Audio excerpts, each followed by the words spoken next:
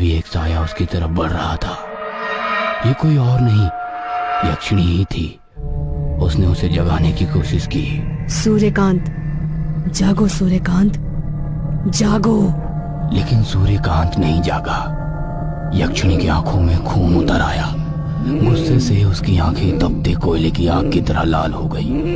उसने सूर्यकांत को उठाकर जमीन पर रखा। फिर उसने अपनी आंखें बंद करके कोई मंत्रोच्चार किया। कुछ ही पलों में उसके हाथ में लोहे की कई सारी कीले और एक हथौड़ी आ गई थी।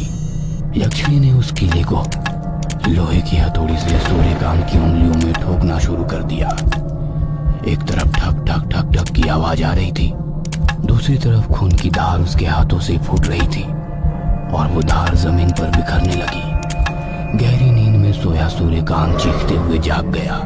जागते ही उसने अपनी उंगलियों की तरफ देखा, लेकिन उसकी उंगलियां तो बिल्कुल ठीक थी। उस पर ना तो खून लगा था और ना ही कोई चोट का निशान था। तभी उसे यक्षिणी की धीमी धीमी आवाज सुनाई दी। मुझे प्यार करो, मुझे प्यार करो। मैंने तुम्हें सब कुछ दिया है और अब मुझे मेरे हिस्से का प्यार दो। सूर्यकांत उस आवाज को सुनकर परेशान हो गया। उसने अपने कान बंद कर लिए, लेकिन वो आवाज धीरे धीरे बढ़ती जा रही थी। उसकी तीव्रता बहुत ही अधिक थी। चाहते हुए भी वो उस आवाज को रोक नहीं पा रहा था। उसके चेहरे पर की ये परेशानी पसीने की बूंदों की शक्ल में दिखने लगी थी।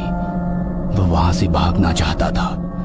तभी उसे नताशा का शरीर पंखे से लटका हुआ फिर से दिखने लगा। उसे समझ नहीं आ रहा था कि ये कैसे हो गया। उसने तो उसका अंतिम संस्कार कर दिया है।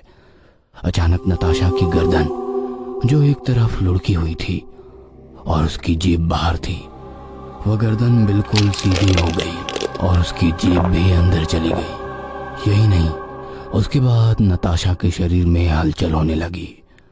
उसकी दोनों आंखें बंद अचानक से खुल गई और वो आंखें सूर्यकांत की ओर घूरने लगी। सूर्यकांत, प्लीज मुझे बचा लो।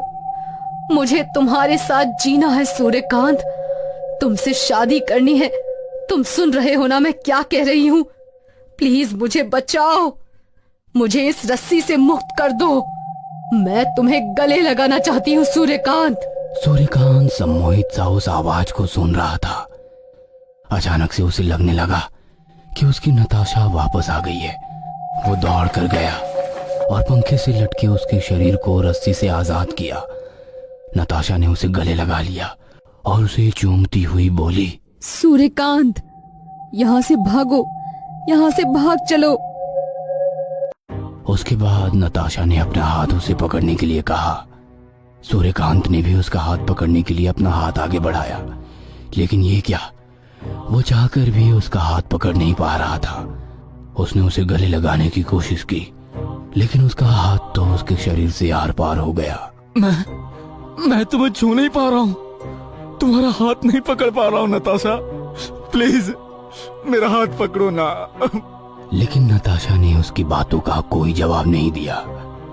उसके कमरे में एक बार फिर से यक्षिणी की धीमी धीमी हंसी की आवाज आने लगी और नताशा का शरीर गायब हो गया। सूर्यकांत पागलों की तरह जोर जोर से चिल्लाने लगा। चिल्लाते चिल्लाते उसका गला सूख गया। उसे जोरों की प्यास लग रही थी।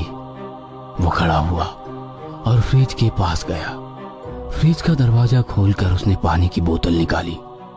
तभी उसे फ्रिज के अंदर ही यक्षिणी दिखाई दी, प्यार करो, जो उससे कह रही थी कि वो उसे प्यार करे। यह देखकर घबराहट के मारे सूर्यकांत के हाथों से पानी की बोतल गिरकर टूट गई।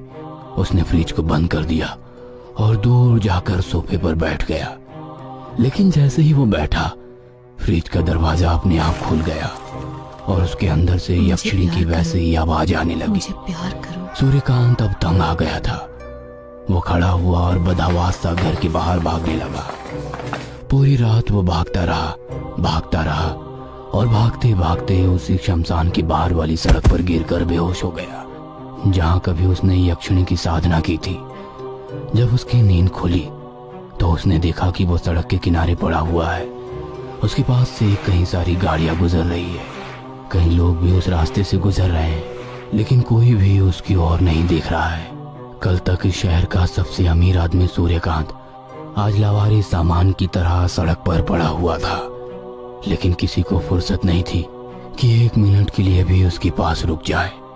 हाँ, एक कुत्ता जरूर उसकी बगल में बिना ये सोचे लेटा हुआ था कि सूर्यकांत इस शहर का सबसे अमीर आदमी रह चुका है। सूर्यकांत यक्षिणी से पीछा छुड़ाना चाहता था, लेकिन उसे समझ नहीं आ रहा था कि वो आखिर करे तो क्या करे।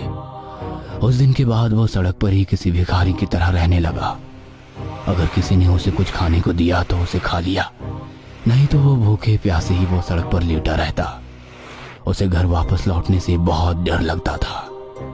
कुछ दिनों बाद जब वो एक दिन इसी तरह सड़क के किनारे चुपचाप बैठा हुआ था, तभी उसे याद आया कि जिस किताब से यक्षिणी साधना के बारे में पढ़ा था, उस किताब में जरूर कोई ना कोई उपाय तो होगा यक्षिणी से मुक्ति पाने का।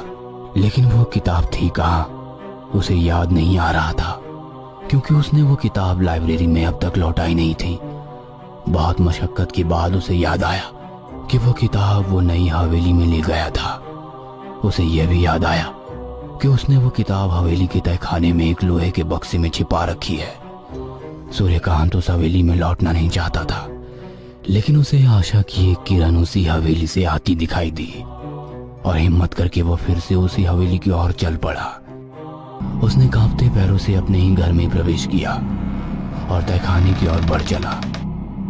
धीरे धीरे सधे कदमों से वो तहखाने की ओर बढ़ता चला जा रहा था। उसके दिल की धड़कन बहुत तेज हो गई थी। उसे डर लग रहा था कि कहीं यक्षिणी वहां ना आ जाए। वो उस बक्से के पास पहुंच गया। उस पर ताला लगा हुआ था। उसे उस समय याद नहीं आ रहा था कि आखिर उसने उसकी चाबी कहाँ रखी है। चाबी कहाँ रख दी है मैंने इसकी? चाबी? उसे कुछ भी सूझ नहीं रहा था। तभी उसकी नजर तहखाने में रखे हथौड़े पर गई। उसने उसे उठाया और ताले पर हथौड़े से जोर जोर से मारने लगा। ताला ज्यादा मजबूत नहीं था। कुछ वार के बाद ही वह टूट गया। सूर्यकांत ने बक्से को खोला।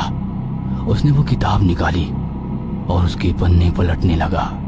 तभी उसे वहां पर धुआं धुआं सा लगने लगा। धुआं इतना अधिक था कि उसे खांसी आने लगी। ये धुआं कहां से आ गया? तभी यक्षिणी की आवाज फिर से गूंजने लगी। मुझे प्यार करो सूर्यकांत, तुमने मुझे बुलाया है, मेरी आज्ञा मानो। तभी सूर्यकांत की नजर तहखाने से उठती आग की लपटों पर गई।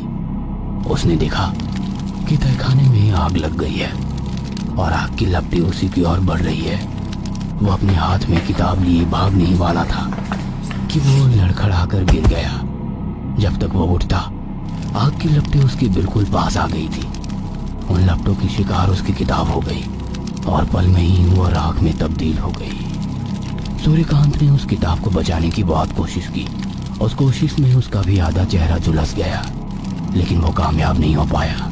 इसके पहले कि वो भी उस किताब की तरह पूरी तरह से झुलस कर राख में बदल जाता, वह वहां से भागने लगा।